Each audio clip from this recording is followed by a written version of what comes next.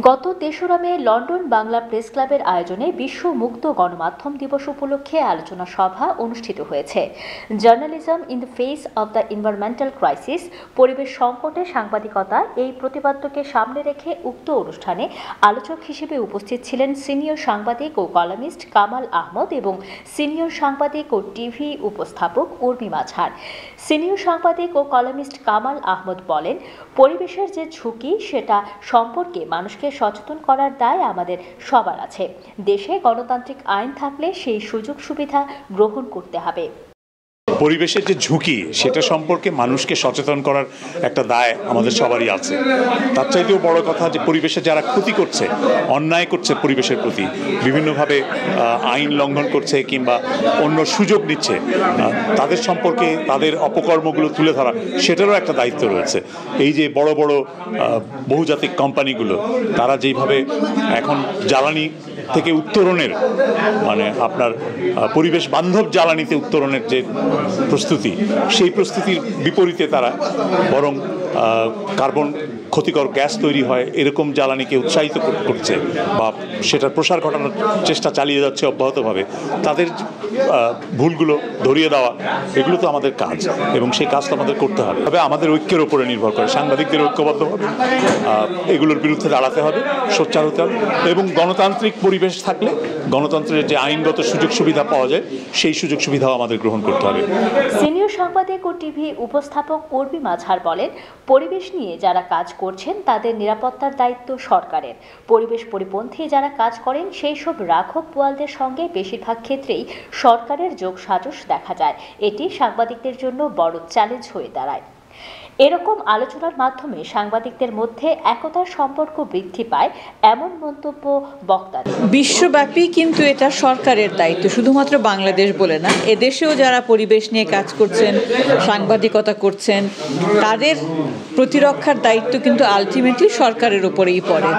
কারণ প্রতিটি নাগরিকের, সাংবাদিক তো একজন নাগরিক, সুতরাং প্রতিটি নাগরিকের দায়িত্ব, তাদের নিরাপত্তার দায়িত্ব সরকারের।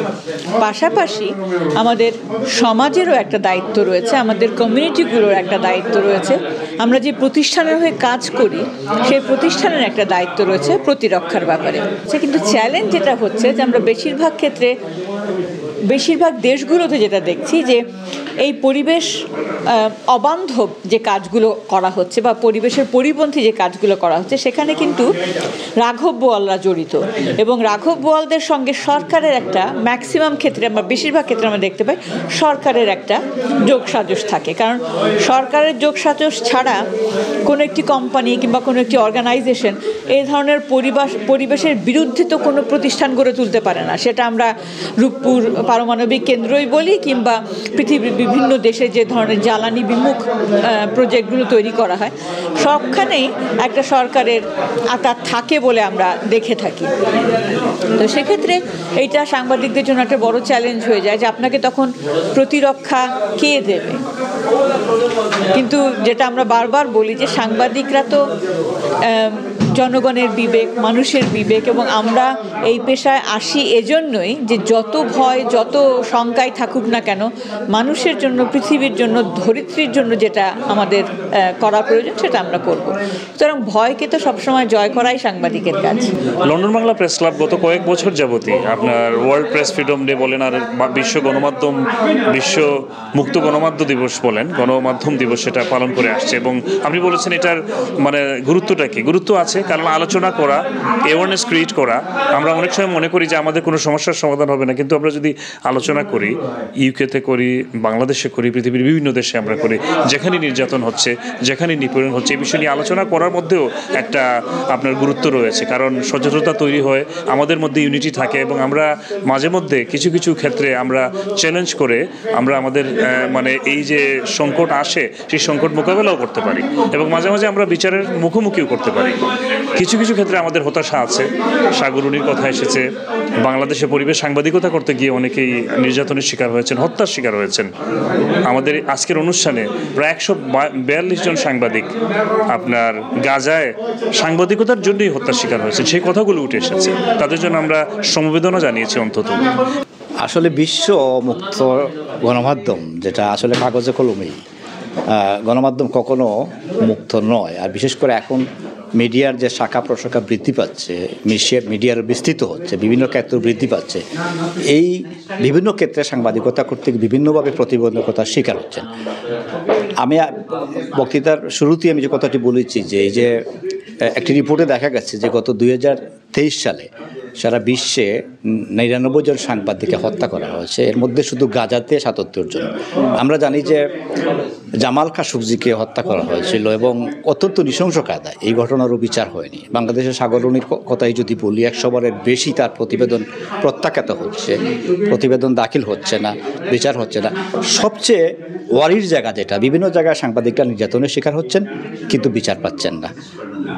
আজকের এই আলোচনায় এই বিষয়গুলো আলোচনা হয়েছে যে পরিবেশ রক্ষায় বা পরিবেশের যে সংকট মোকাবেলায় সাংবাদিকতা বা সাংবাদিকের ভূমিকা, মূলত বিভিন্ন জায়গায় যে প্রভাবশালী মহল বিভিন্নভাবে পরিবেশ নষ্ট করছে, মনে করেন গাছ কেটে, টিলা কেটে, নদী ভরাট করে, এই যে প্রভাবশালী মহল, তাদের বিরুদ্ধে আপনি রিপোর্ট করতে পারবেন। আপনি যদি করতে যান মামলা হামলার শিকার হতে হবে। এই বিষয়গুলোর মধ্যে সচেতনতা সৃষ্টির জন্য যত আমরা এই কথা বলবো ততই সচেতনতা সৃষ্টি হবে এবং সাংবাদিকদেরও একটা নিরাপদ প্ল্যাটফর্ম গড়ে উঠবে। ধ্বংসযজ্ঞে পৃথিবীর সভ্য দেশগুলোর দাবিদার যেসব সমাজ, দেশ, রাষ্ট্র, সেগুলোর অংশগ্রহণ নিয়ে কথা হয়েছে, সেগুলো সমান অভিযোগে অভিযুক্ত, সেই কথাটাই হয়েছে। এবং বিশেষ করে গাজায় এই গত 6 মাসে যেসব সাংবাদিক নিহত হয়েছেন, প্রেস ক্লাব থেকে, প্রেস ক্লাবের আজকের এই প্ল্যাটফর্ম থেকে তাদের প্রতি শোক জানানো হয়েছে এবং এই ঘটনার তীব্র নিন্দা জানানো হয়েছে। সেটি একটি যথাযোগ্য কাজ হয়েছে বলে আমি মনে করি। সাংবাদিক সংগঠন হিসাবে আমরা ছোট করে হলেও আজকে এই দায়িত্ব আমরা পালন করেছি। আমাদের দাবি থাকবে সাংবাদিকরা যাতে তাদের নির্ভয়ে এবং কোনো ধরনের কোনো প্রতিবন্ধকতা ছাড়া তাদের কাজ চালিয়ে যেতে পারেন, সেজন্য সকলের সহযোগিতা কাম্য।